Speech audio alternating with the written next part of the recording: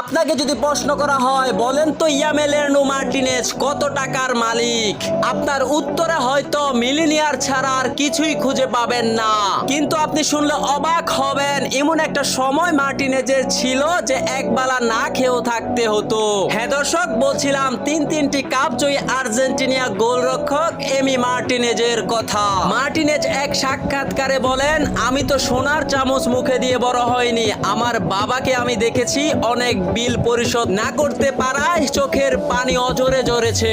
আমি তো এমন এক সময় পেরিয়ে এসেছি, রাতের এক বেলায় আমার না খেয়েও থাকতে হয়েছে। সেদিন আমি শপথ নিয়েছিলাম কোনো এক সময় আমি আমার পরিবারের দায়িত্ব নেব।